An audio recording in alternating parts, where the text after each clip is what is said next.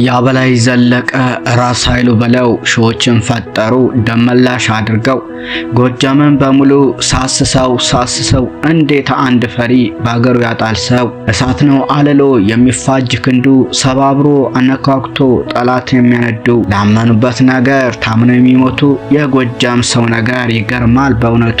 ጎጃም አርበኛው፣ ጎጃም ጥበበኛው፣ ጎጃም ንጉሱ፣ ጎጃም አራሹ፣ ጎጃም ቀዳሹ፣ ጎጃም ተኳሹ፣ ጎጃም አምሃራው ለአምባገነን ስርዓት ከቶ የማይመቸው ሄደ ገሰገሰ አጨደ ከመረው የእሳት ልጅ እሳት ነው ሲፈጠር አማራው።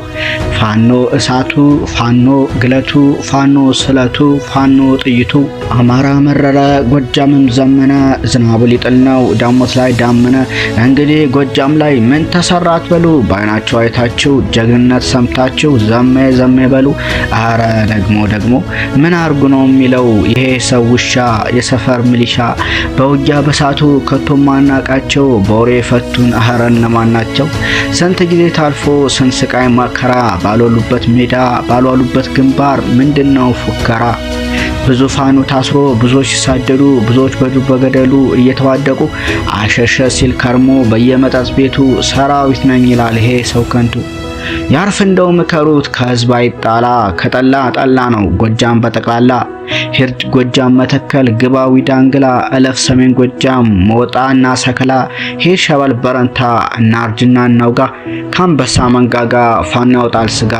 ባህር ዳር አቸፈር ጭስ አባይ አማኑኤል ደንበጫ ደጀን ደብረ ማርቆስ ቢቡኝ ማንኩሳ አገር ማለት ጎጃም የጀግና ሰው መውጫ።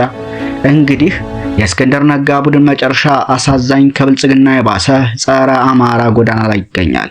ብልጽግናን ደግፈው በአማራ ህዝብ ላይ በሚደርስ የድሮን ጥቃት የሚደሰቱ እታገላለሁ ያሉትን ህዝብ የሚየታገሉትም ሰሞኑን በገደብዬ በአዲት ቀጠና በተጨፈጨፉ የጎጃም አማሮች ላይ ሲሳለቁ ለመመልከትም ተችሏል። እኛም ተመስገን ተለየ ገለባው ከምርቱ አስቸግሮን ነበር ጠፍቶ መድኃኒቱ አሁን ተለይቷል የኢዜማው ፈረስ ሱሉልታ ላይ ደርሶ አንግሶ የሚመለስ እንላለን። ሰላም